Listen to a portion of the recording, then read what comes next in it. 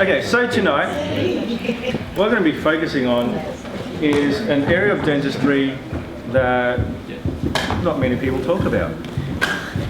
What you do when it actually goes wrong. Because many presentations and courses and lectures focus on how to do it properly, how to do it right, and shows you pictures after pictures and cases after cases of really awesome work. But it doesn't always go to plan. In fact, when you're in dental school or your first year out, second, third, fourth, fifth year out, it doesn't go quite like how you see in the lectures. And then you're left scratching your head thinking, oh man, what did I just do? How come what I've created with my hands has just failed? Or how come that crown has just fallen off for the fourth time in 3 months? How come that restoration keeps on debonding? How come that root canal is still tender to percussion after I've chemo prepped it 4 times? How come the tooth that I was supposed to cure the pain from after doing debridement is like giving the patient even more pain? So those things are, okay, it didn't quite work out how you planned it. So what you do clinically, what you say to the patient is probably the most important thing, how you handle and manage the situation.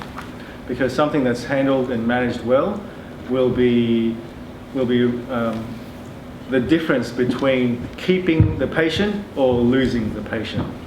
And if you lose too many patients in particular when you're starting out in practice, then you're going to be very empty and your kids are going to be hungry. So let's learn some things tonight.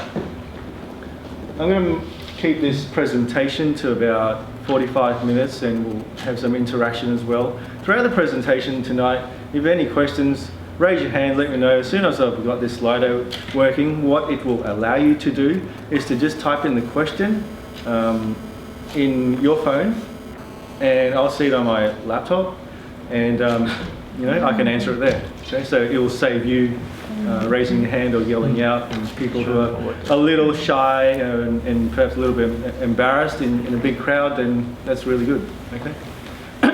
So, where are we going to start? We're going to start with a bit about me, because a lot of people don't know. Where's JC? Ah, JC came up to me earlier and said, hey, I'm doing your introduction tonight. Is this right? I said, I read it and go, yeah, that's what I wrote on my website. Yep, that's right. Okay. So Dr. Kho graduated with honours from the University of Queensland, and after graduation he had experience in private practice and also tutoring at the School of Dentistry. By the age of 27, he had co-founded 2 successful dental clinics in Brisbane, employing 4 dentists and numerous staff members. Dr. Jeffrey Kho is regarded as one of Australia's most successful young dentists. He is a leading provider of mini dental implants and also lectures on their use. His interests lies in cosmetics, orthodontic and implant dentistry. But he is most passionate about starting a practice and creating patients who love you.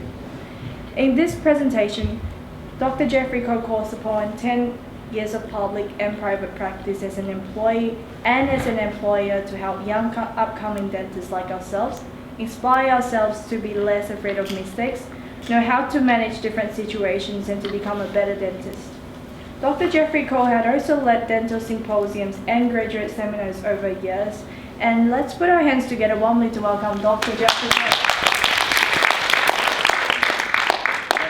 Thank you. That was a very comprehensive introduction. Thanks so much, Jason. Great cut and paste work. That's perfect. I should have expected that from Griffith students. Ouch. Okay, we just restarting something. Do you like me to do the slides for you? We'll just do it. Okay, so as JC said, a bit about my background. I graduated from UQ in 2005. I worked in private practice after graduation, just went straight into private practice, where I worked 2006, 7 and half of 2008. In 2008, halfway through, in July, I opened up my first clinic, first of the 3 clinics. That's in Callanvale, which is, who knows Callanvale? Raise your hand for Callanvale. Great. So open up in Callanvale. So about 8 years now in Callanvale. We just celebrated our eighth birthday. And 2009 we opened up one in Greenbank. Raise your hand. Been to Greenbank? Heard of Greenbank? Heard of Greenbank? Heard of Greenbank? Been there? I live next to it. You live next to Greenbank? Good stuff. Okay. And then a few years after that we opened a clinic up in Jimboomba. Jimboomba, anyone? You country bumpkins. Thank you, hippies. But you know what? A lot of people say, yeah, they're hippies and this and that, but in actual fact, they are the nicest patients one could have. The patients I have in Jimboomba and Greenbank are far nicer than the ones I have in Callanvale and inner city and suburbia, because they're just relaxed, they're easygoing, they're nice people, their expectations aren't particularly as high, or they're not really time poor like the city folk are. Yeah, they're just really nice people. So anyhow, so we opened up the clinics. What else? Started off with one dentist, and our team comprised, like the other day we had a sort of half-year team function, and so it started off with one, and now we have 23 people, and that's like 7 dentists, a hygienist, and the rest are practice managers and dental assistants. So in that time period we've grown really quickly, and yeah, it's been a very fun journey. Every day there's a new challenge. I remember in the first, second and third year of dentistry, those were the most challenging times, or rather after graduation. And I would go to work and I would dread looking at the appointment book. You go to work and it's like, oh crap, because there are things that really would make me scared, like root canals, root canal. Or, you know, I went through a phase where I was really scared of surgical extractions, because, you know, when you do one and something bad happens, the next one you do, oh man, it's going to happen again. You know, I'm going to snap the root again. I'm going to get stuck in there for half an hour, 40 minutes late, and the patient's going to be upset, and the next one's going to be upset, and everyone's going to be angry at you, right? So you will work through that. It's okay. Every single graduate dentist will go through that. Everyone in this room, I'm pleased to tell you, you will run late. You will sweat so much that the sweat comes down the bottom of your glove and down your elbow and starts dripping down there, and you're just totally, really, really afraid of what you've done. You don't know what to do, you don't know what to say, and you're like, who do I turn to? So let's start with the first scenario. And the first scenario I have tonight is, yes, it is running late. The scenario is, there's a truck driver. And this is in 2006, my first job out in Mount Gravatt, Central Dental. If you ever work there, you can probably see my records. And it's really funny talking about records. You know, when you first year out, you're like typing everything. It's like your notes are like that long, and as you get older and older, your notes become more and more shorter and shorter, more concise, and I just type less. But then these days, you just put everything in templates anyway, so you just like double click on something and it just goes across. But anyway. So 2006, I still remember, it was a Friday afternoon.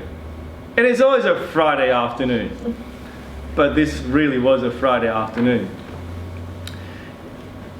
Jim was a big truckie. He was like that tall, but about that wide, right? And he had a big red beard, so we called him Big Red. And Big Red comes in, and Big Red, he said, oh, she's sore. Right? And that's how some truckies talk. I'm generalising a bit, but some truckies go, yeah, she's sore. Just, you know, rip her out. So he jumps, Big Red jumps in the seat, and like Big Red's so wide, he kind of pushes the spittoon out the side, and the water falls on the ground. He's like, yeah. And then, oh man. And like, you know, as Big Red, thanks so much. Big Red, he got such a big bushy beard, right? And like, man, how can I even get through all the hair to even see where this tooth is? And if you've ever treated a patient with a lot of adipose tissue around their neck, then you're like, man, I can't open the mouth and the tongue has overgrown the whole oral cavity and you need a Minnesota retractor to just even push the tongue out the way. And like, man, how can I even take an x-ray and you put in a PA and then the first thing that happens when you put in the PA, blah! Oh man, so, oh yeah, I'm a gagger. It's like, oh man, right? So he's got a big tongue, he's a big dude, he's got a small mouth and he's a gagger. And I bet you he's got like the jawbone of concrete, right? So I had half an hour for this. So all my toothache appointments, first year out was half an hour. So that's half an hour. Well, half an hour is not half an hour. Half an hour is really, if you want to run on time, it's 25 minutes, right? Because you need to allow time to change over and write your notes and stuff, right? And get the next patient in half an hour. So 25 minutes to meet and greet the patient, to then hear their concerns and what their presenting complaint is, to diagnose, to offer them options and informed consent, to then give LA, treat, and get them out the door in 25 minutes, right? So big challenge. When I was in final year, 2005, at UQ, 40 weeks of our schooling was working Queensland Health. 40 weeks, the whole year, 40 weeks. So we worked on half an hour toothache appointments. So that wasn't a problem. But where it was different was that in private practice, you need to be nice to the patient. You need to like pretend you like them, you need to say good day, you need to charge them money, you need to talk about finances and health funds. So that takes a lot more time than in Queensland Health where it's like, hi Mrs. Jones, come in, what can I do for you? Yeah, so, yeah, start, rip it out and see you later. In private practice, you need to have a good bedside manner, emotional intelligence, you need to put a smile on your face, right? And you've got to do all those things. So it's much more challenging. So back to Big Red. I've got 25 minutes to work out what his problem is. He goes, oh, so rip her out. Right, okay, so I've got to rip it out. So, can't even take a PA. I tried to take a PA, he's like, ugh. Okay, so what do? Has anyone, raise your hand, has anyone have a gagging patients when you put an x-ray in? These, raise your hand high. Okay, everyone, just about everyone's raised their hand. So, I'm sure your lecturers or your clinical supervisors would have given you some tips, right? What do you do? You know these? The plane of the x-ray should be lower, so it's actually not as high down the side of the tongue, so you can get a different angle of the actual tooth. Yeah, good tip. Any other advices, like, you know, just angle it differently? Anything else? Come on, yell out. We're all numb. Okay, so you'd numb what? Say in this case, if it was a 4-6, what would you numb? Palate? Yeah, you could LA the palate. Yep. A much nicer way that I learned, because I'm a gagger too, and I found that in second year dentistry in Prod's clinic when I was the, hey Jeff, you're the person they're going to demonstrate on. So 12 people were looking at me, and then the lecturer would go, yeah, mix. And it's like, like everywhere, like, oh, okay, you're a gagger. So then the next time, he did this local anaesthetic rinse, which I still use today on my patients. If you haven't heard of it, it's a cup, just fill half of it with Savicol, and get a local anaesthetic syringe, and you get a sickle probe, and pick up the rubber bung from the end of that local anaesthetic syringe, rather cartridge, not syringe, and just empty the contents of the LA into your Savicol and just swirl it around, and that is the green cocktail. So my clinic, when I say green cocktail, they go, oh, all the girls, they go, oh, okay, green cocktail. So then you give that to the patient, they gargle it for like 30 seconds. The longer the better. They like, just keep it in there. Whilst you're mixing, mix a stiffer mix, and it's like, have it ready, and then you say, spit out. They spit out, and as soon as they spit out, you whack it in. Okay, so 9 times out of 10, it gets most people. There's still 1 out of 10 who just no good, but it'll get most people. So that's a good tip. Write it down if you found that helpful. So let's keep on talking. Big red comes in, and big red comes in. Okay, rip it out. So take an X-ray, and let's see, where is the X-ray? Take an X-ray, and it looks like so. It's a 4-6.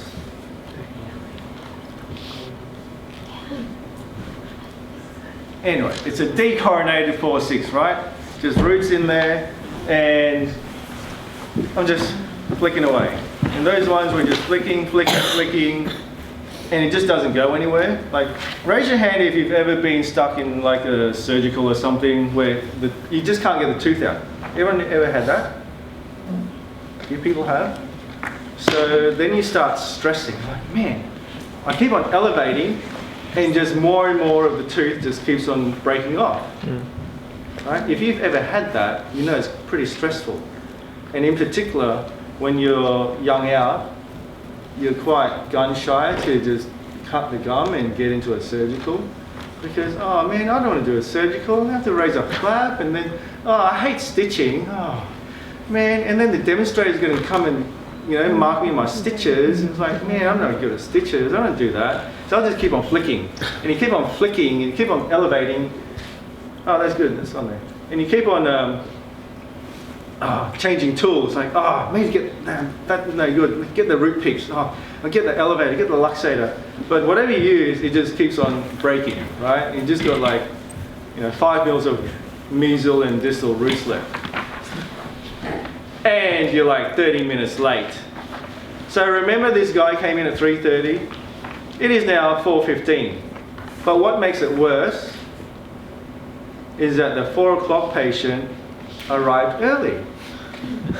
So the 4 o'clock patient was lovely Mrs. Jones, who's your lovely 75-year-old lady who always comes half an hour early.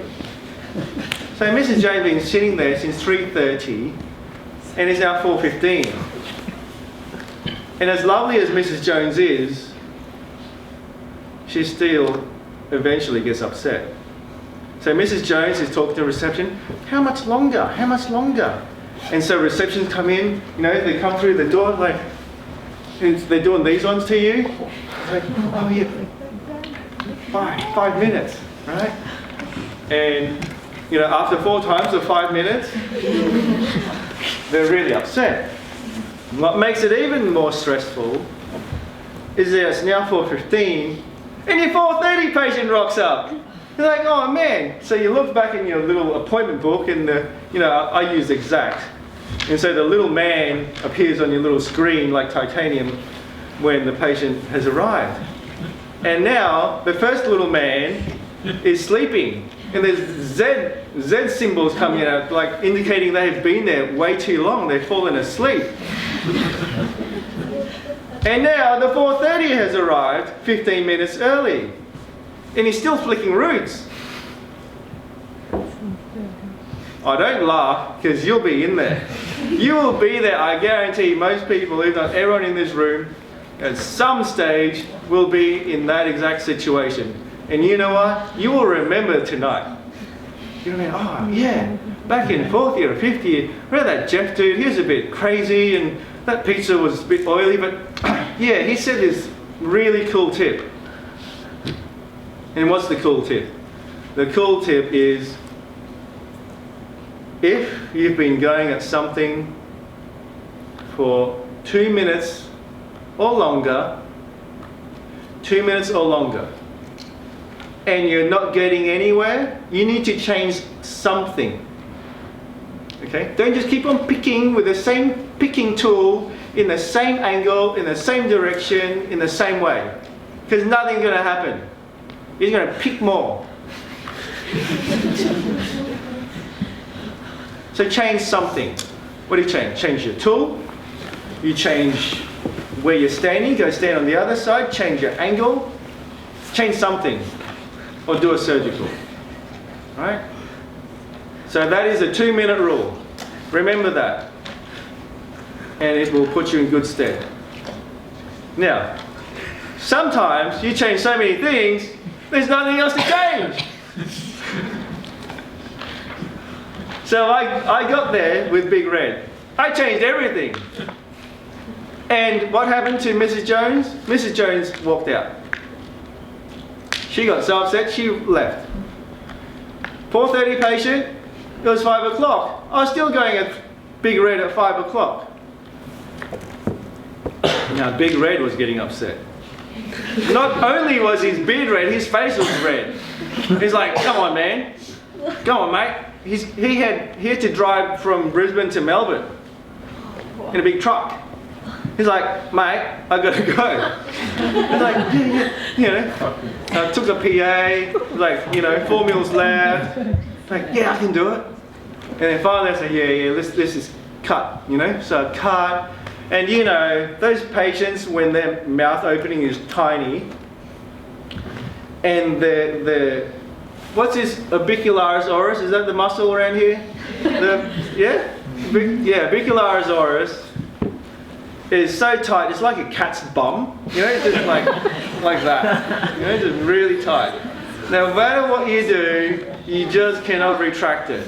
So you're trying to retract his cheek to get in there, and you just can't. So he's one of them guys. So access is next to impossible. I had to quit. I had to just call it quits on that guy. It was like 5:15. I've been out since 3:30. I lost like 2 patients that left. And this is Friday afternoon. All the DAs were really upset because the room, all the surgical instruments from every single surgery was in my room. It was like all over the table. All the packets were open. There's scalpels, sutures, everything was there. And they wanted to get out. And it's like after I said, oh. And I still remember I said, yeah, you still got some roots in there. I need to send you off to someone else who can get it out. And he just looked at me, the look on his face. He said, mate, I'm never coming back. And he never did. He walked off. He paid his little bill. Was like, oh man, I feel so bad for charging. I don't really even want to charge him.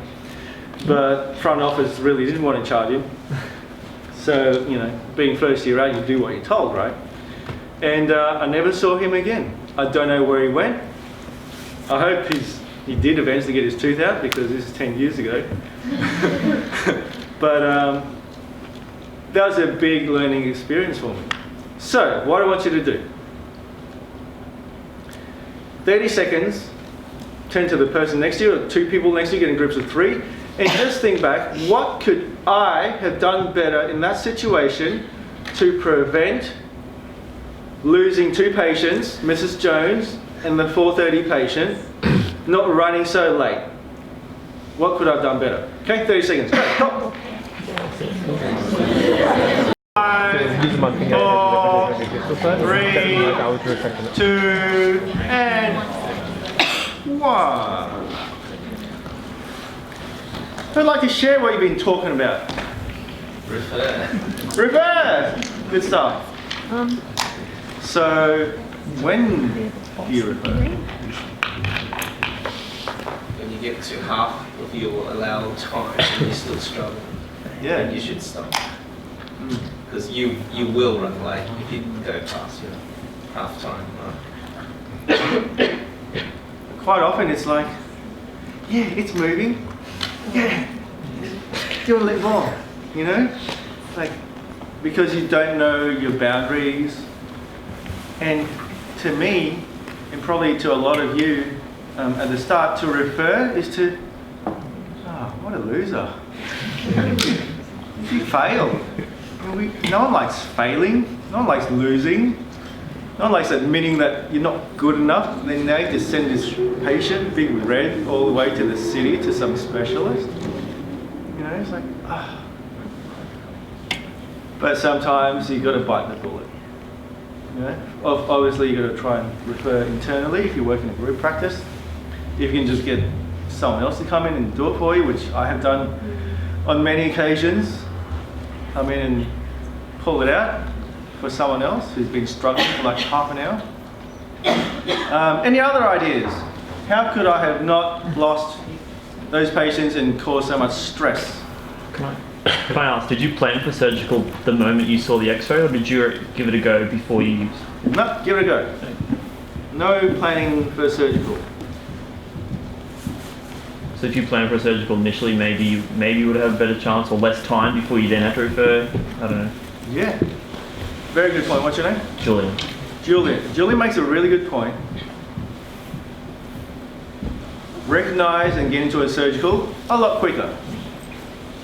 See, if you're not so scared about surgicals, which after maybe about 5 or 6 years into private practice, I was like, surgical, whatever, right? Because I've done so many of them. Start doing wisdom teeth or start doing implant dentistry. Like raising a flap is nothing. But, you know, 1 year out, 2 years out, it's like, oh, you know, I'm scared of raising a flap. But the more you do it, the next time you do have a toothache and you do need to raise a flap, you won't be so hesitant. Make sense? Any other ideas? No?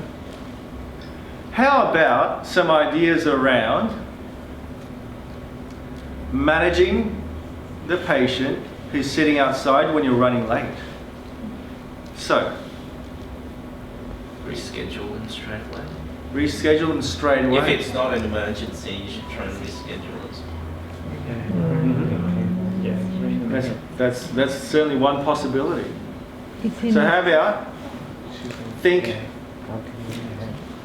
how do I manage the patient when running late in general? How late do I have to be? What is considered late? Is 5 minutes late? 10 minutes late? 2 minutes late? Half an hour late? Or what's late? Well, if you do start to run really late, you might offer them a certain discount on the treatment that they're going to receive later, just as a good measure. Maybe it can be a bit of a training. I guess it would depend on the practice, but potentially, you know, you could have a system in place where maybe the reception staff or someone could offer them tea or coffee or I don't know, something to have Good point. You know, offer them a voucher to go and get coffee and come back. Or, Perfect. What's your name? Raina? Raina makes a very good point. Everyone made really good points. Raina's point about offering tea or coffee or coffee vouchers, that's exactly what we do in our clinic. So if we're running 10, 15 minutes late, maybe more, or we know we're going to be, the dentist in the room will let front office know, like, okay, I'm going to be another 15, 20 minutes. Can you let Mrs. Jones know and give her a coffee voucher? Because all of our clinics are close by to coffee stores, Glory Jeans, Rappers, and they actually really appreciate it. Free coffee? Okay. And, you know, we'll call you to come down when we're ready. So that is another good way to keep the patient and not lose the patient. Any other comments around that one? No. Okay. So these are really good tips. You know, I wish I had known these tips at your stage of development, because I had no idea. In the practice I worked at, I mean, it's not a fault of the practice, it's just they didn't know any better and their focus wasn't on customer service. But now you know. And when you're running late, tell someone. You know? And the best thing you can do as a young dentist building up your books is to go out there personally. Deglove, take off your mask, stop treatment, and go out to Mrs. Jones, who's sitting in reception. That is the gold standard. I challenge all of you to do that. I know not many of you will, but when I used to do that, it would really build up my books. Because I went, wow, Dr. Kho came out personally to me to let me know that he's running late, and that is okay. So when the dentist comes out to Mrs. Jones, oh, that's okay, you take your time, doctor, it's okay. Right? Whereas before they're like, F this, F that, I've got to get somewhere. But then they see Dr. Kho come out, oh, it's okay. It's fine, you take your time. Take your time, there's no rush, I don't have to be anywhere. Right? That's how always it is. If there's ever a fee dispute, and there will be a fee dispute, unless you live in public health all your life. But if you ever move to private and there's a fee dispute, they will yell at front office, they will yell at the DA, they'll yell at whoever's on the phone, and then when it comes to you, Dr. Wonderful, oh, no problems, it's okay. They're like a different person. So often, patients will go crazy, absolutely crazy at all the staff. But to you, oh, Dr. Rayner, oh, great to see you. Oh, everything's great, right? It's so weird, it's just double standards, but that's just the way it is, and it's a privilege that we have. Okay. Good.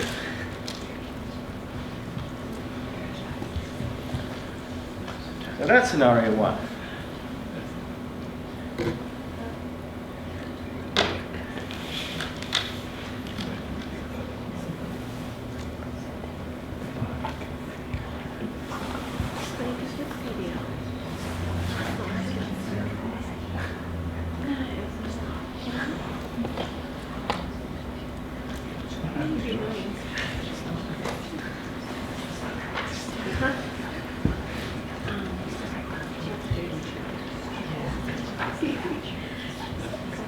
Is that the actual X-ray, Jeffrey? The tooth? That one, yeah, it was actually, yeah. Big red. No, I thought it was a 4/6, but this is a 3/6. But I think this X-ray was very similar. It illustrates the point of, you know, you can see the roots are not favourable and quite thick and everything.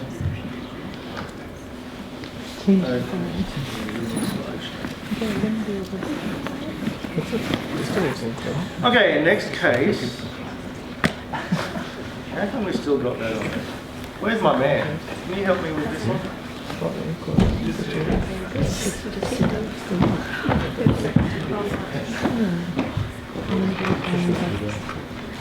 I've got a root canal there. Anyhow, next case. Next case. It also happened in my first year out, 2006. Diane walks in, new patient off the street. Never met her before. You're laughing already. Thank you, guys. Thank you so much. Judgmental eyes. All right, you guys will never do that too, right? So next time you do that, you'll be thinking of me. And be calling your insurance as well. Right? But see, that's why tonight is great. Because we're laughing about stuff-ups. Because when you do these things, at least it won't be the first time you've seen it. Because when I did these things, it was the first time I've seen it. And that's when you go, what do I do? What do I do? You know, the patient's head's over there, and you're looking at the computer monitor, and it looks like that. Like, what do I do? And then your heart starts racing, and suddenly your heart starts coming out through your mouth, and you're like, okay. And then you think back to endo lectures. What did oh damn, I wish I was at that lecture. I can't remember what they said. And then what I used to do, because there was no one else to turn to, I say, yeah, Mrs. Jones, I'll be back in a moment. And then I'm like, hey, Stacey was the head nurse. Stacey, I just did that. What would Nick do? Nick's the boss, right? What would Nick do in that situation? And Stacey's like, yeah, you're in deep shit. Yeah, just patch it up and let them know they got to go to a specialist. Like, she was also calm because she'd been, at that time, she'd been assisting already for about 10 years and she'd seen most things. But me, 1 year, I've seen nothing. I was like, and she's like, yeah, she just laughed it off, and that gave me confidence to be more confident, right? Because if she was like, what the hell? Like, it'd make me feel even worse, right? But because she was so calm about it, she just laughed it off, and she'd always have the right answer, or a answer. It might not be the particular right one, but at least it got me out of that, oh shit, stage. Then I could go back to the patient and go back. Okay, so now this is the stage where before you come back to the room, you need to have your dialogue planned in your head. So if you're not very good at impromptu speaking or speaking on the spot, then you need to, like, before you even get back in the room, okay, what am I going to say? Mrs. Jones, you see that file shouldn't be there. Right? But how do you tell a patient news like that? Okay, well, so that's what I said. Mrs. Jones, and this is a new patient, you've never met them before. Off the street, oh, I forgot to tell you, 50 years old, blinged up everywhere, hair perfectly done, nails perfect, gold bangles everywhere, lipstick on, everything. It's like, oh, why did it have to be her? So, you know, I think at the time I said something like, there was a crack in your tooth, and I was filing away and it just went through the crack, and you know, that's where it is. So we're going to have to send you to a specialist. And she said, a specialist? I said, yeah, an endodontist is someone who specializes in doing root canals, and especially ones that are real tricky and stuff like yours. She goes, I don't want to pay for a specialist. I want you to do it. And like, me? I already look like I'm 20 years old. It's not me to do it. You know, we always, most people in this room be like, how old are you? How long have you been doing dentistry? Right? Who's ever had that question before? Raise your hand. Like when patients are like, how old are you? Or how long have you been doing this? Or, okay. Well, guess what? Because you're in uni, you're protected. But when you're out of uni, you will no longer be protected. The patients will go, how old are you? How long have you been doing this? What do you say? What's a good response? What's a good, have you been taught this before? No? No. What's a good response? You've had a lot of practice. On fake teeth? You had plenty of experience. What I found worked for me really well. Now I don't normally get that question because they kind of scream, they know they're seeing the principal dentist, so that cuts out a lot of the questions. But when I used to be an associate, I'd say, I've been doing dentistry, or I have been in the dental profession, or I have been doing dentistry for whatever it is, dental school plus however many years you're out. So it's 5 years of dental school plus 1 year. I've been doing for 6 years. I've been in dentistry for 6 years.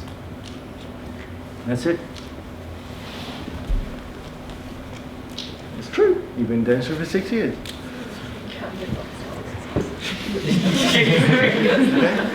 So that is a much better response than umming and ahhing and say, oh, I just started last month. This is my first root canal and I stuffed it up. Okay, so that's a much better response. Try that. They usually don't say anything else after that to further question you. What do you mean you've been in dentistry? They don't normally ask. Okay. So going back to it, I told her you need to go to a specialist. She didn't want to go to a specialist. She said, I want you to do it. I said, no, I can't do it because I don't know what the hell I'm doing. And isn't it obvious I don't know what I'm doing? Go. She said, but specialists, they cost a lot. And at this time I didn't really know how much a specialist cost. Anyone have any ideas? Root canal at a specialist? Say endo group? Molar root canal? 3 or 4. 2, 3, 4. $50,000 is good. What? About 4,000. 2,000.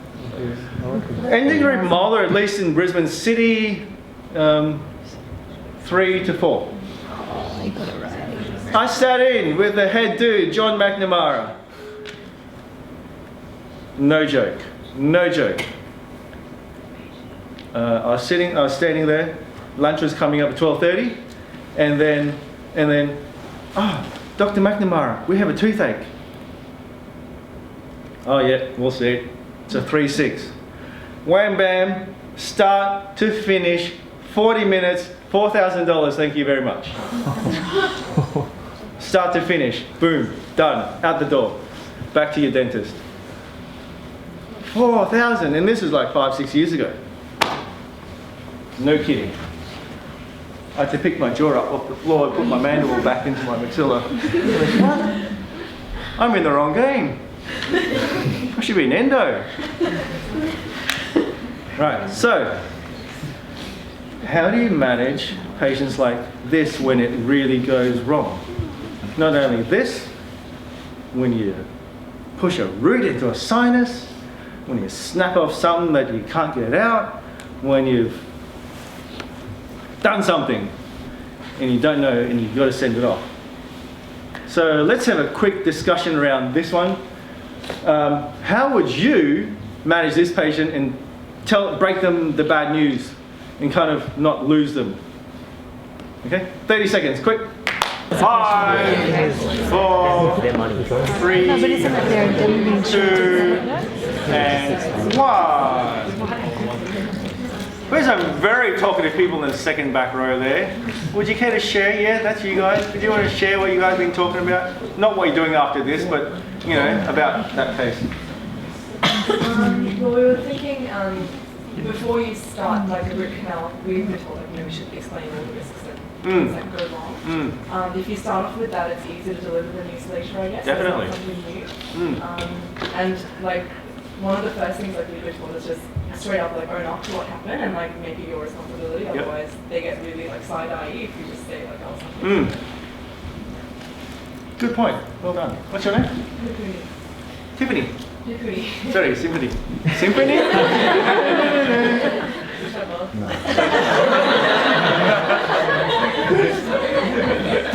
You have a new name tonight. Any other suggestions for how to handle this one? Like, as Nippini said, you can help to it. Nippini, not symphony. What I found out is that if you have a plan for them and you tell them that this is the course of action we're going to take to get you back on track, they should feel a lot more confident in you. Because like, if you tell them, oh, I'm going to refer to a specialist, they'll be like, oh, well, they're going to do to me, this is going to cost me more. But if you tell them, I'm going to refer to a specialist, this is what they're going to do, and they're going to complete it for me. That's perfect. Since they know that, they're like, oh, I'm reassured now, I'm going to go to the best care, and then they'll be pretty happy. Beautiful. Beautiful. What you just said, perfect. You're great at computers, you're great at serving. Fantastic, right? Great patient care. So, the secrets to referral, and you can write this down if you want to, is 1, explain why the treatment was difficult. 2, explain why you're referring them off. 3, explain why you're referring them off to that particular specialist. Okay? So, how does it go? It goes like this. Mrs. Jones, as you see here, your roots are really crooked.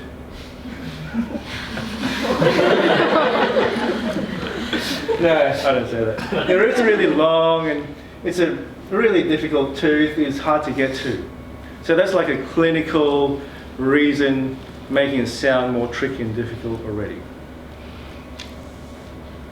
Now, I'll suggest that if you want to put the time and effort into saving this tooth, get it done properly with a specialist. Otherwise, don't get it done at all and just get the tooth out. And they're thinking, oh, okay, so getting the tooth out is an option. And you're thinking, yeah, it is. I can do it right now. I don't want anyone knowing about this, just, you know, because they're already numb. And that is a viable option, isn't it? Right? And a lot of times when things like this happen, that is a viable option. They're already numb. You've usually got a long appointment for a root canal. And, you know, you've got enough time to take it out. And if they agree to it and they're happy to have the tooth out, then that's their prerogative, because that is a viable option. Now, you tell them why you're referring them to that specialist. Okay, so Mrs. Jones, I'm going to refer you to Dr. Who's the endo down here? Who's the top gun endo down here? George. George? Roy George. Roy George. I'm going to refer you to Dr. George. And we've been working with Dr. George for many years now, and we've referred him many patients, and all the patients who come back, they come back happy with their treatment and they really like him. He's a really nice guy, and I'm sure he'll look after you well. Okay, so a little word of recommendation, just a couple of sentences like that, that reinforces to your patient why you're sending them to Dr. George, that he's great, he's got great patient care, and all the patients that he's treated of yours have come back well. Now they go, okay, that's great. And then the final step, the little cherry on the sundae is, Mrs. Jones, I'll come out with you to front office, and if you like, we can help you make that appointment today with Dr. George. So then you walk Mrs. Jones to front office, you say, Tegan, let's help Mrs. Jones make that appointment with Dr. George. And they really appreciate that. Instead of, here's a form, you call them, and that's it. You know, it shows that you care a lot more. Okay?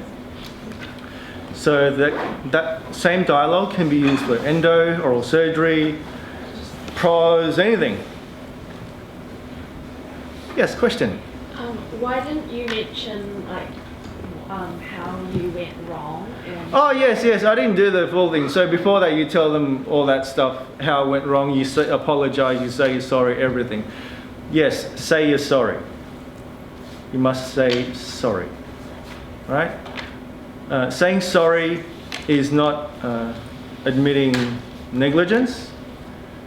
It is what the patient wants to hear. Quite often, they just want you to admit that it went wrong and you are apologetic about it. And then it stops there. Okay, so make sure you say sorry. So what happens if you hide the fact that you accidentally did something wrong? What happens if you hide the fact? So say this case you said, oh. Don't tell them. Yeah, okay, so if you don't tell them. And yes, many people have done that and will continue to do that, right? So that is human nature, right? So if you, like clinically, if you kept on going with the whole root canal and just obturated that, eventually, most likely, you'll fail, wouldn't it? At some stage. Because there's a hole in the bottom and there's going to get bacteria in there. So eventually you'll fail. But, you know, by then you've already moved practices, you're not there anymore. Hello. Would you charge them for that appointment or help them out with the specialist? Okay, so this is a very different answer depending on different practitioners. We had this very same question 2 weeks ago in Sydney when I ran this, and a few weeks ago in Brisbane. And everyone in the room said different things. There were some people who said, I do not feel right charging them. I'll charge them $0, and then they can go and get the root canal done at the specialist and just pay the specialist. The other side of the coin is that the other dentist would say, well, I did the best I could, and it didn't work out right. Is it my fault that this happened? See, in medical, where's our lovely medical friends? They're still here. In medical, the patient pays for surgery whether or not it works. I went to have my shoulder operation, and there's a big booklet like this thick of all the bad things that could happen. And if that happened to me, I still pay for it. I didn't get a free redo. So that's why the other side of the coin is that the dentist is saying, well, why is it our fault if this doesn't work out? If there's a PA lesion on the root canal 3-4 years after, is that my fault? Do I have to go in there and redo it? So it's whatever you're comfortable with, I guess. For me personally, I just don't feel right, and I'm happy to let them have that for free. But that's just me, and there's no right or wrong. I do have a question. Say if we do make a mistake, we perforate a root during root canal, does our indemnity insurance cover, say if the patient's like, no, you've screwed up, they don't care if you've apologised, like, you're making me go to this, so they'll pay for them to go to the endodontist? Yes. Your indemnity, as long as you're trained in whatever it is you're doing, so root canal, that's fine, will cover those sorts of things. Would that be the, like, say you saw that, would you be on the phone once the patient moves onto your indemnity insurance saying there's something? Yes, so say, that's a really good question. How would you manage that in terms of your indemnity insurance? And you guys currently not with anyone? Is that how it works? And when you graduate, then I know everyone, DPL wants to get you guys and ADA and everyone, right? How do you do it? Yeah, you jump on the phone, you say, look, this has happened, and what's your advice? Normally they will say, okay, what does the patient want? That's what it comes down to. If they don't want nothing, you don't have to give them anything. If they want you to pay the whole root canal cost for the specialist, then you need to come to some sort of agreement, and that's usually something that DPL will talk to you about. Okay, good question. Very good, very good, very good. Any other questions? No? We're going to move on to our third and final case. I know we could I have like 10 cases. This is a 4-hour workshop I normally run. And it's been condensed to like a little bit here and there. And plus, I want to invite you to this thing, and I've got a few things prizes to give away to the recent graduates conference, which is in our backyard. It's in Surfers Paradise this year, so there's no reason why you shouldn't be there. Okay, moving on. Hey, get out your phones, it's finally working.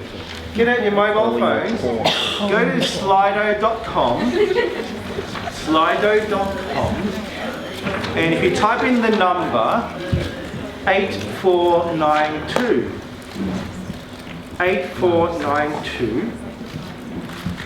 and what I'd like you to do, I'm going to take the 15th person to text me hello. Now you have to type your name in. If you don't type your name in, you'll be anonymous. If I receive anonymous, you are not in the draw. If you want to be in the draw, you type in your name and you type hello. Alright, and the 15th person that I receive on my screen, I can't see it, will get a free ticket to the recent graduates conference in August for 2 days worth nearly $300. Okay? So type away 8492. Did you see GUDSA? Yes? Oh, Mr. Malika first. Are you guys fighting this or not? Can you? That's great. Is it working? No, right here. No? Yes? Yeah, I think it's 15. Oh, you did that. Quick. I'm looking for number 15.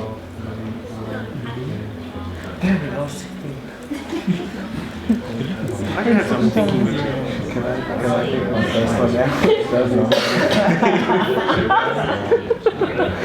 think there has been 15 people that have done it. I'm sorry? I think 15 people have done it by the looks. Oh, okay. How come I can't hear you? Oh, let's go again. Yeah, let's do it again. Let's do it again. Doesn't matter. Can you take that? Take the first one. That was just a try. Super loud. I think everyone now knows. You had a number. I think you heard as well. That's what you name him. Yeah, exactly. You go back. Just to go back to first.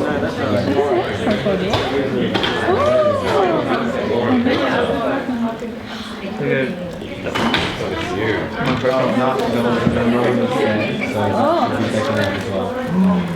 Well, Arlene is number 7.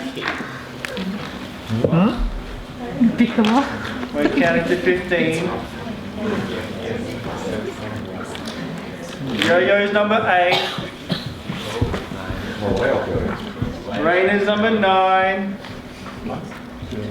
10 Juliet, 11 Jonathan, Mock, 12 Mary, 13 Anonymous, 13 doesn't count, sorry. 13 Holly Ho, 14 Lauren. 15 is Mark. Where's Mark? Stand up, Mark. Yes, Put your hands together. What? Sorry, Mark. You don't need it. Who's the next person? Anonymous. Anonymous doesn't count. JC. Hello, this is JC. Where's JC? Congratulations, JC. You have won yourself. So come down and see me later and we'll get your details and you can come to that conference on us. Okay? Thank you. Put your hands together for JC, everybody.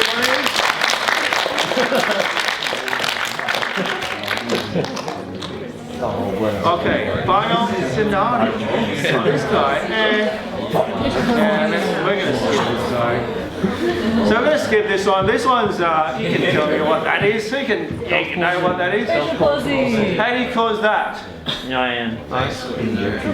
IAN. What nerve do you hit inadvertently? IAN. Well, facial nerve. Facial nerve.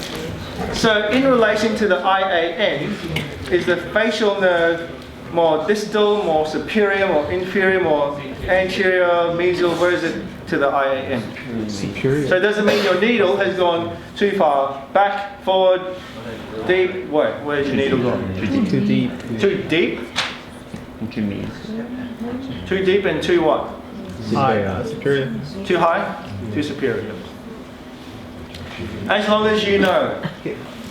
Now, if you ever do this, just like that face you're doing now, then the patient will be like droopy, and you know, I've done this before. In fact, even the last month I've done it, but now it doesn't really faze you because they're like, okay, they stare at you blankly. They're like this. They're like, is there something wrong with you? And they go, I can't feel the throat of my food. And there's usually a bit of drool coming down, and that's a dead giveaway. Oh, yeah, facial nerve, right? So you get a little eye patch and a little parrot on their shoulder, so you'll be right. Right? No, you just tell them you'll be fine. You'll be fine.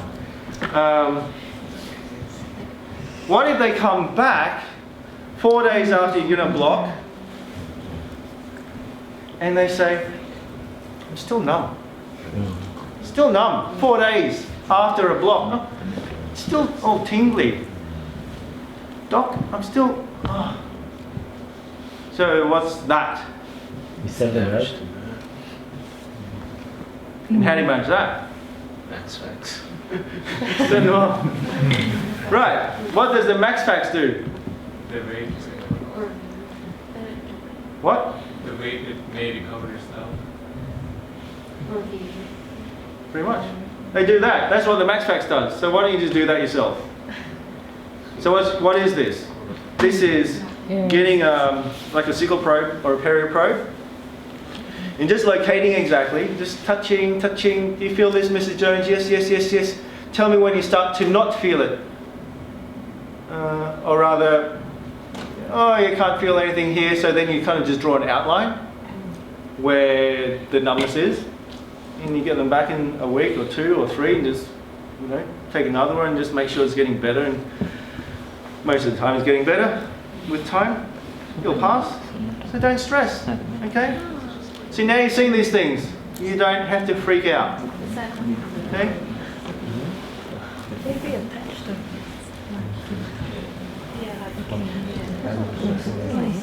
That's what happened with Okay, this one is a good Michael. discussion one because it's not so exactly not so clinical. True story. You do a new patient walks in. New patient checkup, examination, bite wings, clean, fluoride treatment. 40 minutes, you diagnose 5 Fisher caries and you give the patient the treatment plan. Patient takes the treatment plan, they go to the front, pay their bill, they don't make the next appointment. Next thing you hear on the phone, 2 weeks later, the receptionist walks in, hey Jeff, Matthew Johns is on the phone. You go, Matthew Johns? He's like a famous footy player. Is it really him? No, I don't think so. This guy is a lot older. Oh, damn. Okay, so, g'day. Mate, you are ripping me off. And that's the first words. And your heart sinks. Like, oh, crap. Right? Someone's just like straight out punch you in the guts. You are ripping me off. I went to me old dentist, and he says me old dentist. I went to me old dentist, and they said there's nothing wrong with my teeth. I don't need anything done. And you wanted to do 5 fillings on me when there's no fillings to be done. You should be ashamed of yourself. It's like, your mouth goes real dry. It's like, you're like, what do you say? You're on the spot, right? Very confronting. So, what do you say? Put yourself in that situation. That was you. Okay, so what do you want? What would you say? So let's try this Slido thing now that I've got it working. You just, texting some answers to what would you do, and you can remain anonymous. You don't have to type in your name, you don't want to. You can remain anonymous and just tell us in you've got 160 word character limit, a bit like Twitter.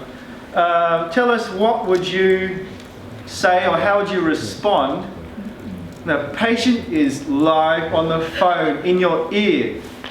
You ripped me off. Like, whoa, you just got punched in the face. How do you respond to that? That is very confronting. And I'm glad we're covering the topics like that here because, one day you may very well get that. You may very well get patients who really challenge you. Patients who even rock up and have a face-to-face meeting with you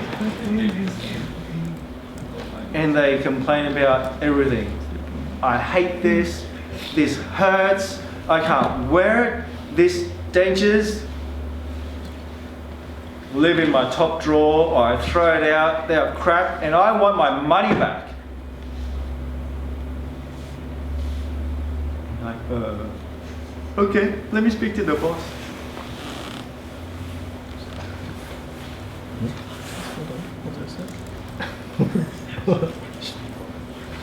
Okay, so we've got a few here.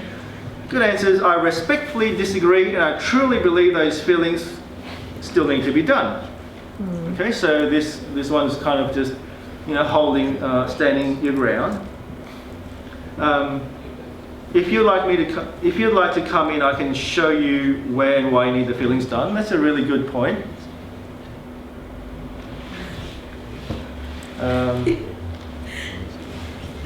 Tell him it's your diagnosis and he has a choice to treatment or not. But explain the risk of if they didn't do anything at all, which is a really good idea. Good answer. Tell them that this is what I saw, explain this is how I approach it with that situation. In the long run, you'll be preventing heavy decay or stuff like that later on. Okay, I like this one. It says, I understand you're concerned. Would you like to have a free specialist appointment to better examine you? The patients reject to see that they'll go to see a specialist, or then ask your specialist friend.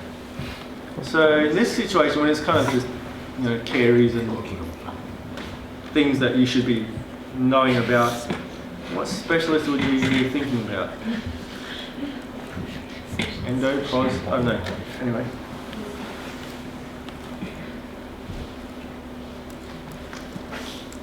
I like this one. I'm sorry that you're upset. That's a really good way of putting it. Okay? I'm sorry that you're upset. Let me have a look at your chart here, X-rays.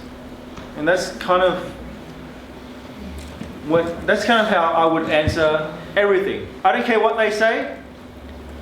I'm sorry you're upset. I'm sorry how that worked out. I'm sorry something, right? Because you know what that does?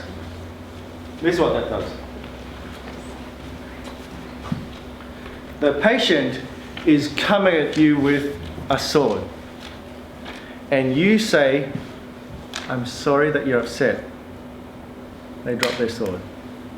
They put their hand behind their back. They can't fight you when you're not fighting back. So if you kill them with kindness, and this is something I've learned from Kathy Metaxas many, many times over many, many years, and it works on many, many different occasions to many, many different patients. If you kill them with kindness, that is how you turn them around. That's it. You see things from their point of view. It's like Matthew, John's, whoever you are, I'm sorry you feel that way. And I can understand that you're upset because of what's happened. But let me explain to you from my point of view, or whatever. And then you keep on going, right? So you disarm them. Best way to do it. Don't keep on fighting, because you just keep on fighting back. You know what happens? He'll stab you. He'll stab you in the face. No, what happens is that you get a complaint. No one likes complaints. Okay, that's great. I hear your frustration, but I'm happy to discuss further the treatment, the costs and the care. If you feel it's still not suitable, then I can always recommend a graduate from UQ. Oh. No, I can always recommend another colleague of mine. His name's Dr. Jeff in Brisbane. Okay, great. So the question is, and that worked really well, I love those responses. Without Slido, I would never have gotten those things out of this group. So, thank you. My question to you, I think this is the way I communicate with you guys now. Don't talk, okay? Just type. I've learned something. How to talk with Gen, whatever you guys are, Z, whatever. I don't know what now. 2000s, millennials. Use Slido. Talk. You know what? How about generation? I just talk on this. You read what I say and you respond back. Is that actually a generation? So my question to you, and start responding on Slido, is I thought I was generation. After that. what made Matthew Johns so upset that he left and sought a second opinion? Like, he came to me for a checkup, clean, all that stuff. But why did he go to his old dentist? And don't all yell at once, alright? Just type it down. Okay, because no, that's how you guys communicate. What was Matthew Johns upset about? We're going to wrap up soon. It's getting past your bedtime, ladies and gentlemen.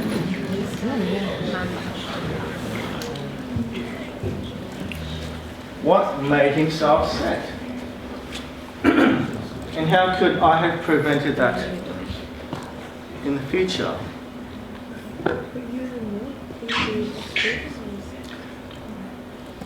Perfect.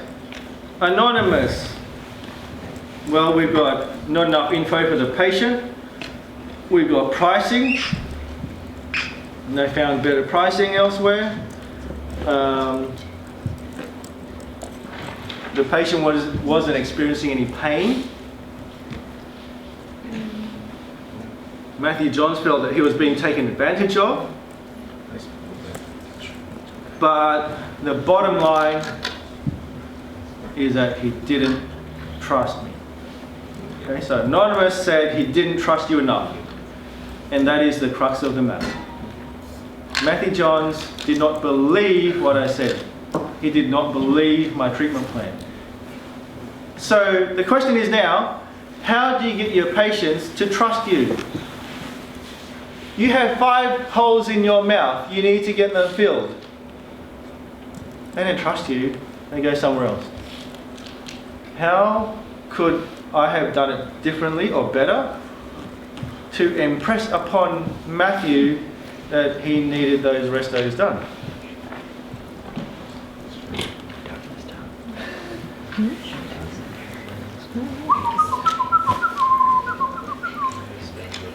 I'm looking for one answer. This answer, you too will win a ticket to the conference. I'm looking for one answer. If you get the answer I'm looking for, I haven't seen it yet. It says cost. Felt like they didn't care. I feel like treatment was unjustified. Yeah, it's all good. Come on. I'm looking. Building rapport. That's a good answer, but not exactly. Ah! Where's Matthew Wong? Please stand up. Matthew Wong, stand up. Matthew Wong? Yes. You want to tell everyone what you wrote? Just one word. What did you write? Stand up. Stand up. This is your time to shine and show your brilliance to everyone else in the class. What did you say? Photos, just clinical photos. Photos. Thank you, Matthew. If you see me afterwards, we'll make sure you are registered for the conference. Okay. Thank you. Good. Photos. Without clinical photos, new patients off the street, they don't trust you. Okay? It's just like going to a mechanic with your car. Oh, Jeff, you got like $5,000, this is broken, that's leaking, this is split. Like, really? Yeah, okay, I'll just have to blindly trust you and give you $5,000. It's no different, right? So if you have proof, you can show them photos, you can take photos or intraoral camera or digital SLR or something. There's no dispute. But you look at x-rays, you sit down and show a patient a series of bite wings in shades of grey and black and white. They have no bloody idea what you're looking at, right? Studies have proven patients do not believe you when you're pointing at x-rays, right? You point at x-rays, there's a hole here, there's a hole here. But if you show them a picture and the picture there's black crap everywhere, oh yuck, oh, they get emotionally involved and they will say, what's that? Yeah. They actually start picking things themselves. That is your aim, to get your patient involved in the decision making along with you. That's your aim. Okay? So I know in clinics, if you guys got cameras, do you guys have access to cameras? Yeah. Get into that habit. 99 chairs. The quicker you do that, the better it is. Went to 99. Huh? Oh.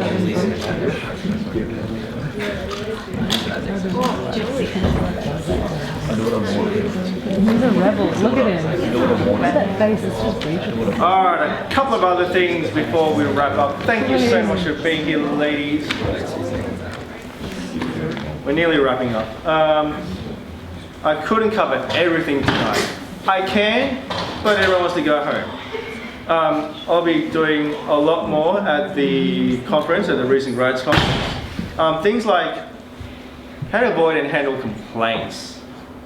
You know, at some stage in the future, you will get a complaint because every practitioner at some stage will have a formal complaint. So how to handle it, how to manage your stress levels. Because the statistics are unfortunately that up to 1 in 5 dental practitioners in their career will end up hospitalized for a period of time for mental, for depression, for alcoholism, for drugs. 1 in 5. That's a lot of people in this room, right? It's because you don't know how to manage stress or handle it. How to handle restoration that always fall out, like what expectations do you give to your patient? And the patients ask you, oh, how long will this filling last, doc? And you tell them, 15 years. How long will this crown last? Oh, 10 years. Why do you tell them 10 years? Oh, because I went to this prosthodontic lecture by Dr. Tony Rotondo, and his composites and his crowns last for 15 years, and they look the same 15 years later than they did on day 1. And I can do that too, because I'm 15 minutes out of dental school. So never quote the figures quoted by all these leading gurus and experts and thinking you're going to be able to reproduce the same quality of work. Because chances are you probably won't be able to first year out. How to handle the fee discussion in getting the patients to say yes, that is very, very important. And that is the difference between a successful dentist and one who's struggling.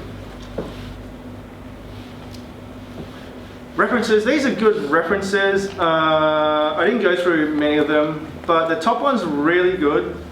If you guys are a bit stressed out, go to the top one. carl.auckland.ac.nz is a fantastic website for de-stressing, and all those ones down there. If you want to contact me, write down my email address. I'm more than happy to answer your concerns or any questions or feedback. Taking photos, 3, 2. You guys are taking selfies. I thought you were taking a photo of that. You guys are amazing. You know what? I want a selfie with you guys after this, and I'll put it on the GUDSA page or something. Okay, let's have a quick look at this. Where's the volume?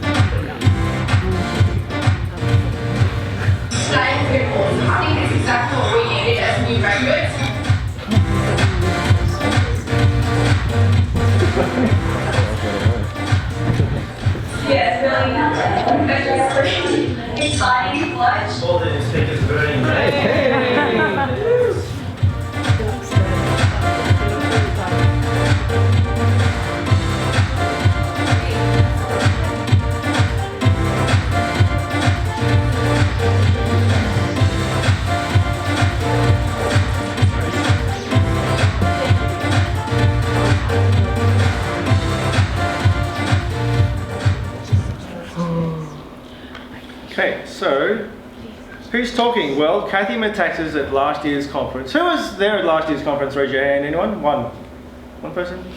Okay. Kathy was, I'm sure you would agree, was a standout presenter. She was the best speaker, and she's agreed to come back. She comes all the way from Perth. She'll be flying on Friday and will be hanging on the weekend with us. I will be back as well, as I've talked about. Tony Rotondo. Oh man, this guy, I don't know, if you guys are on DPR, you'll see the most amazing, beautiful works. Like his restorations is like, it's being carved from the hand of God. That's how beautiful it is. Derek Mahoney. Now, sleep dentistry, snoring, airways and all that stuff is a very big aspect of dentistry that you know, you guys will be well placed to know about, because that's what patients are asking about now. And this guy is the leader. He's the world leader in all of this stuff. Endo. You know, if you want to avoid endodontic mishaps like I did, like I didn't, then Mehdi's a really good guy, but very, very knowledgeable. He's very heavily involved in ADA and making videos that makes endodontics easy. Neil is a Gold Coast periodontist. You know Neil Latcham, yeah? You've heard his name? This guy is amazing. He offers, not a 1-year warranty on his implants, not a 5-year warranty, not even a 10-year warranty. He offers no less than 30 years warranty on his implants. 30 years. Yeah. Amazing. So he knows what he's doing, and he's been covering implants from start to finish, like treatment planning, just a good overview, solid overview of everything implants, which I think is perfect for you guys at this stage. Misorang Natasha Seo graduated from UQ about 5 years ago. Fantastic story. And why? She graduated from UQ, worked in Toowoomba for a couple of years, and decided dentistry just wasn't really for her. Unlike most others who just put up with dentistry and get stressed out and just don't enjoy life, she went back to Korea and has now made a big name for herself as a news and TV presenter with her own shows and everything. So she's living a very successful life over in Korea.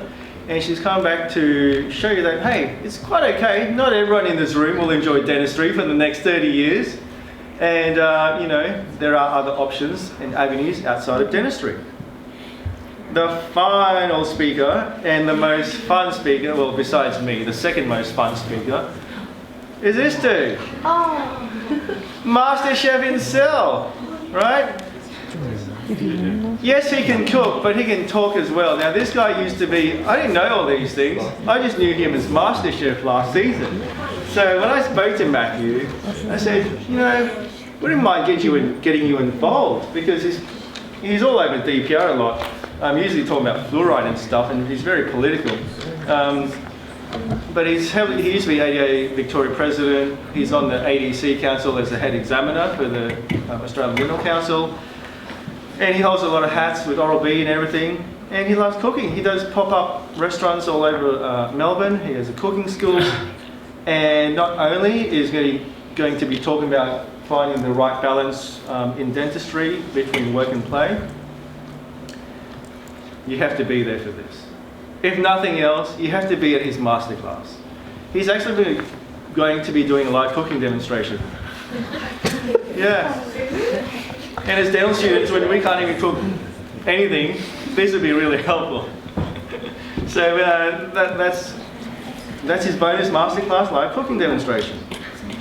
So not only that, and I'm just very passionate about all these things because I just want you guys to get as much out of it as you can. We have yoga on the beach. This is in 2013. This is at SeaWorld. Across the road, there's that park across SeaWorld. We did yoga on the beach, and that was fantastic This is the Hilton Hotel. We're going to be having our cocktail party. And the best thing about going to conferences, and you guys should really take a lot of advantage out of this, being in 4th and 5th years, is networking.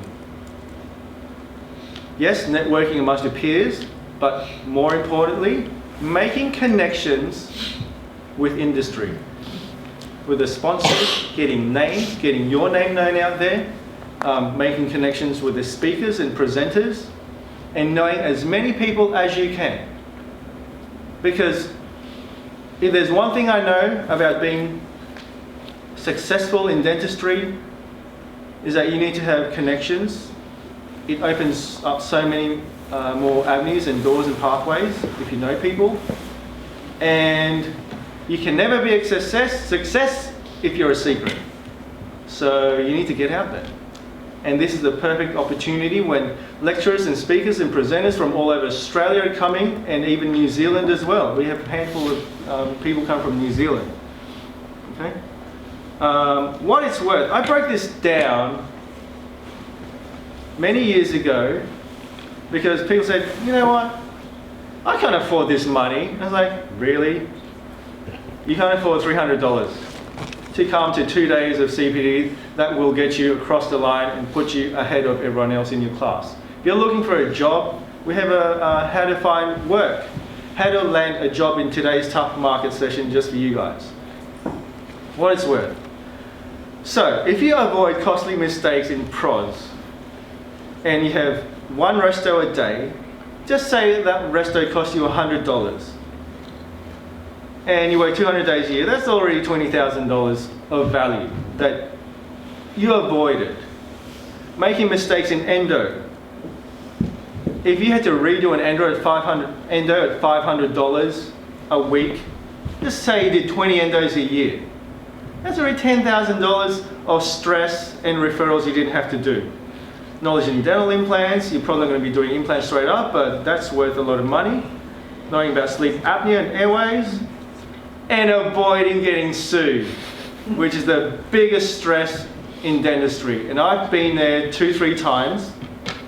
I've never made it to court or made it any much more than an official complaint letter, but if you know how to avoid these things, it will put you in a much better state. And if you find the job that you're after, that's worth so much value to you. You know, all these things are priceless, like networking, connecting with speakers, industry, everybody. You know, that's already $70,000 for $797. It's like, man, really? And I will stand by those figures because I truly believe you'll get so much value out of it. So if you're sitting on your hands going, yeah, I don't know, it's too far away. It's Service Paradise. It's Friday and Saturday. I've got to get time off something. I don't know. Well, look, students, less than $300, seriously. I'm not charging anything extra. We are not charging anything extra for students. We're just paying like what it costs us at the hotel. So you guys just come for cost, right? So seriously, 2 days at the Hilton for all the food and drinks and events and getting to hang. Like, you know how much it costs these people to come? We have to pay for their flights, their accommodation, and their speaking fee to travel from Korea, from Perth, New South Wales, just to be in the room with you. It's not cheap. But for you guys, we do. My passion is teaching you guys the future of dentistry. Okay? So, first 20 people. First 20 people to register tonight, you put down your name, you get a pen, there's a pen up here, put down your name, you've got a credit card detail, write down your credit card details. First 20 people, you get another 10% off, okay? Only tonight. If you don't have a credit card, you can email through your remittance advice and you get your 10% off, but it has to be done by tomorrow, okay? So only the first 20 people, everyone else will be a $297. So don't tell your friends. Only for the high achievers in this room. What are your major concerns? Oh, look at this guy! Look at this guy! See? Right, so, what do you guys think about the conference?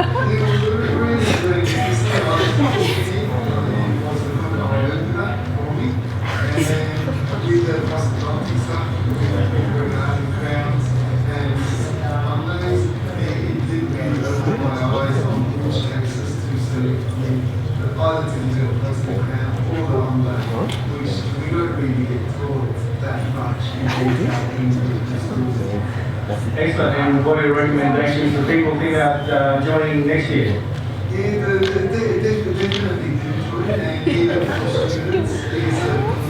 It's torture. So cute. Thank you so much. Yes, Sam. Hands together. Don't get left behind. Can I just say 2 things before we wrap up? And then we're going to hear one more video. But when I get resumes in for people looking for work, let me just say, it all looks the same, right? It's printed on A4 paper that's white. It says your name is graduated from Griffith, la-di-da-di-da, it's all the same. So how can I differentiate between 20 resumes that all look the same? Well, there's a new standard now because more and more people have courses and conferences on there. Things that show them that they're more interested, more eager, more keen to learn. And the ones who are more keen and eager to learn, they're the ones who are getting pushed ahead of everyone else. So if you're serious about what you're doing, you want to find work, or not just any work anywhere out in the sticks, then you should really consider and know what everyone else in your grade is doing. Because that is the cold hard reality.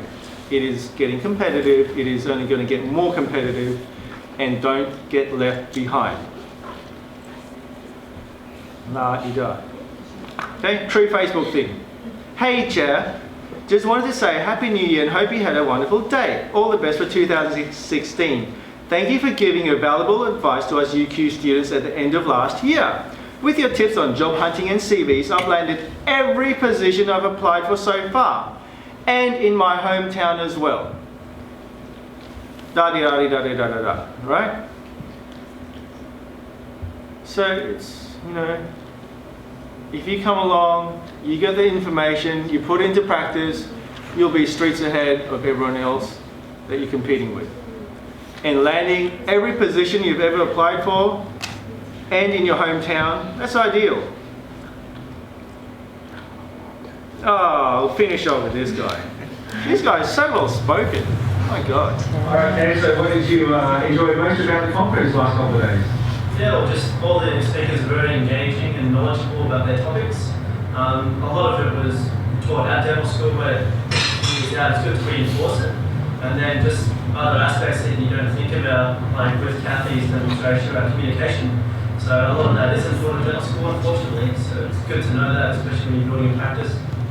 Awesome. And so what's your recommendation for people perhaps thinking, should I or shouldn't I come to next year's conference? Oh, it's definitely a fun event. You get a lot of content out of it. Quite cheap, easy CPD. It's on the Gold Coast next year, so go come enjoy the beaches with us. Awesome. Very good. We're going to finish off with one activity. Everyone on their feet. Stand up, stand up, stand up, stand up, stand up. Come on, it's Friday night. Stand up. Last activity and then we go, okay? For those of you who want to join me for dinner afterwards, come down. We'll go have some fun. Okay. So, stretch out, stretch out, stretch out, stretch out. Why is not everyone standing? Come on, man. Stand up. No, not you. Everyone else. Okay. So, this exercise, you need to have a bit of room. So, stretch out those hands laterally and spread out. You don't want to hit people. You'll be turning. So, you'll be like a helicopter. You will need to stretch out. So, move down into the aisles. Move away from people. Okay, move away from people. You don't want people near you. Okay, move away from people. Okay? You don't want to be hitting stuff. You don't want to be chopping people in the head, okay? Okay, very good. So, first thing, put your hands out. And what I want you to do is stretch back left over your shoulder like this, as far back as you can. And then turn your head back and find a point on the back wall or a seat or a chair that you can see. Okay? And mark that point. Okay? So, over your left shoulder. Some people went the other way. That's okay. Left, your left, very good. Your left shoulder, as far as you can go, and remember that spot. Okay, good. And come back to the center, and let's stretch it out. Okay, stretch it out, stretch it out. Now, what I want you to do is hold your hips like this, and really like stretch them this way, and then go the other way. Oh, Okay, and go to the front. Oh, and back a bit as well. Oh, okay. And stretch out shoulders and out again. Okay, this time what we're going to do is visually feel that your waist has become all soft and loose and soggy, and it's just like a rubber band. It's really elastic and it can just stretch and turn, right? So just feel that in your waist. And what I want you to do now, so turn over your left shoulder again and go back as far as you can go. Go back further and further and further. Go back further. Turn your head and go back further. Look at that. Look, oh my God, how far back have you gone now? Isn't it amazing? Oh my God. Right, so back to the front. Back to the front. So see, just with the power of visualization, you are able to reach much further than what you thought you could. Okay, so may I leave you with that. May I leave you with a very inspirational piece of advice from Dr. Bill Dorfman. Who's heard of Bill Dorfman before? Anyone? So Bill Dorfman is probably one of the world's most famous dentists. He's very successful. He started that show. He was a dentist on that show, Extreme Makeover. You know the show where they build everyone's teeth and make them look really awesome, and not just teeth but everything else. So he's the dentist on that show. And so he invented Zoom whitening. He then sold the company for $1 gazillion, and now he's done and out of dentistry. But you know, people ask him, "What's your secret to success?" And he says, "My secret is that don't communicate, connect." So there's a difference between communicating and connecting with your patients. Okay, so just remember that. And there is a big difference. Thank you, everyone. Thanks, Abby.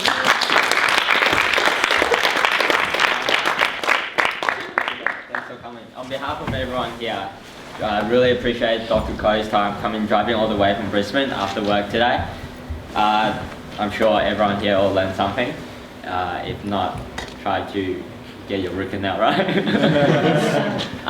Yeah, really grateful for your time, and also, as he suggested, try to make time and get the money to go to the conference. If you don't take Dr. Kho's words for it, maybe listen to Tama and say it. Trust them for it. Yeah, once again, thank you so much. I would just like to give you this as a token of thanks. Thank you so much. Thank you.